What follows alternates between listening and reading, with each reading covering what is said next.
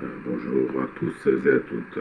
Dans cette petite audio qui finit en vidéo sur YouTube, j'aimerais parler des surdoués, des hauts potentiels, ou encore des autistes, enfin tous ces domaines-là dans lesquels beaucoup de gens essayent tant bien que mal de s'y retrouver afin de pouvoir démontrer qu'ils sont plus brillants que les autres ou meilleurs que les autres ou que enfin ils auraient plus ou moins trouvé la solution à leur problème d'existence. Il faut bien comprendre que ayant fréquenté quelque peu ces communautés, ces différentes communautés qui regroupent les surdoués, eh bien j'ai pu constater que près de plus de 90% en fait n'étaient absolument pas surdoués et cherchaient tout simplement à l'être. Peut-être ont-ils un haut potentiel, peut-être ont-ils eu des tests qui ont prouvé un quotient intellectuel au-delà de 130. Néanmoins, les particularités des gens surdoués ont des personnalités qui sont réellement très atypiques et ça se reconnaît assez rapidement. Et se différencie très rapidement de, des personnes qui sont au potentiel mais qui n'ont pas les caractéristiques du surdoué. C'est-à-dire que je fais une distinction entre euh, les personnes qui ont toutes les caractéristiques du haut potentiel, mais euh, vont penser qu'ils sont surdoués sans pour autant en connaître toutes les particularités, et pourtant il leur en manque certaines. Ceci induit donc que beaucoup de personnes vont se retrouver dans des caractéristiques, ce qui est tout à fait normal. Néanmoins, par méconnaissance, elles vont imaginer qu'elles sont surdouées, alors qu'en fait, elles sont uniquement dans le rapprochement de cette personnalité, mais ne possèdent pas, on va dire, toutes les qualités pour pouvoir en attester. Ce que j'ai pu constater, c'est que nombreuses personnes font des crises existentielles. Notre société, pour moi, rend malade les personnes. Elles rendent malades dans leur milieu du travail, dans le milieu peut-être de la famille, dans leurs relations diverses sociales. Et en fait, inconsciemment, elles cherchent des explications à leurs problèmes. Et bien évident qu'aller chercher une solution en se disant bah tiens je suis surdoué, j'ai tel ou tel problème, tiens c'est similaire, alors et bien évidemment que c'est beaucoup plus flatteur que de se poser réellement la question de savoir si on n'a pas un autre problème sans pour autant négliger les capacités intellectuelles et le quotient intellectuel. Pour moi ça n'a rien à voir. C'est juste que aller chercher tout le temps des explications là-dedans, je trouve que c'est une certaine facilité et surtout c'est un miroir qui est très complaisant et c'est un miroir dans lequel après on ne voudra plus se détacher puisque c'est tellement flatteur que on ne voudra plus redescendre sur l'échelle du dessous.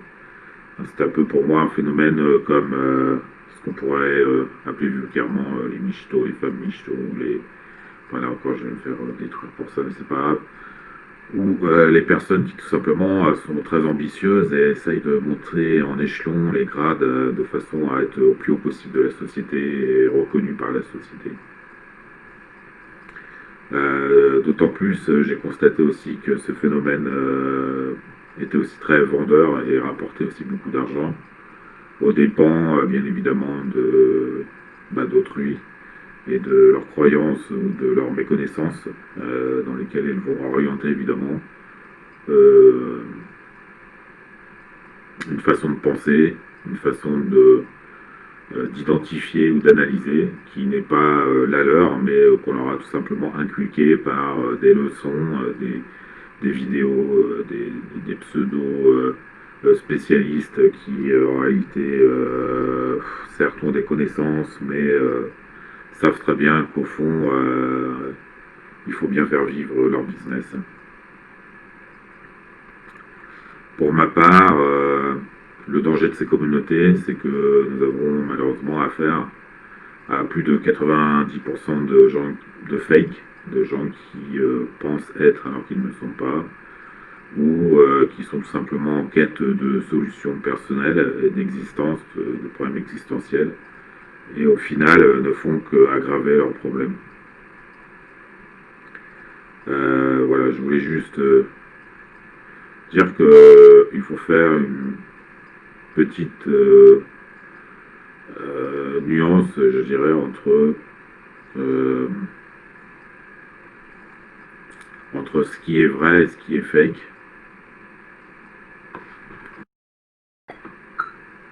Ensuite, j'ai pu constater aussi que malheureusement ces fakes ont tendance à vouloir quelquefois dominer comme elles ne se reconnaissent pas dans les vrais surdoués, par exemple, elles vont croire que c'est le surdoué, entre guillemets, qu'ils analysent, auquel ils se comparent, qui est le problème. Et donc ils vont avoir tendance à devenir à rejeter, à être agressif, à créer des rumeurs, à vouloir insulter, finalement à harceler entre guillemets les vraies personnes qui ont des particularités atypiques. Et ce phénomène, finalement, il est là essentiellement pour procurer des connaissances aux gens et pour essayer de solutionner leurs problèmes. Et finalement, il procure aussi des problèmes puisque les réels surdoués vont se retrouver submergés, entre guillemets assassinés par les autres, puisque leurs problèmes existentiels, comme ils ne sont pas résolus, ils vont se retourner contre ceux qui ont trouvé leur complément et leur bonheur. De même aussi, sur la parenthèse financière, il est bien évident que si on devait vendre la débilité mentale, c'est bien évident que ça rapporterait beaucoup moins d'argent. Donc aussi, il y a un phénomène pour moi de flatterie,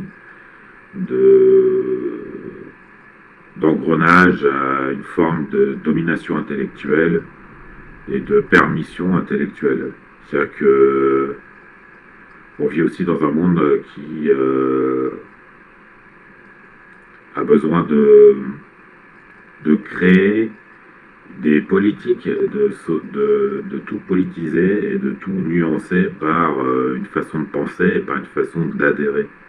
C'est un peu comme des sectes qui, une fois que vous êtes dedans, vous donnent des permissions, en fait. Et pour moi, on est exactement dans ce phénomène, c'est que les personnes se donnent après des droits par rapport aux autres, un peu comme une forme de supériorité intellectuelle ou une forme de supériorité sociale. Alors qu'en réalité, quand on réfléchit bien, ce n'est qu'eux qui se le permettent par rapport à une forme d'adhésion, mais encore une fois, j'ai quand même très sérieusement des doutes sur plus de 90% de gens qui sont fake dans ces communautés-là. Voilà, je voulais juste faire une petite critique, avancer sur des terrains très dangereux, très risqués certes, mais qui peut-être sont intéressants d'explorer et que au fond quand on creuse bien, il y a sûrement des choses dont on n'ose pas parler et qui, elles, ne rapportent pas beaucoup d'argent par contre.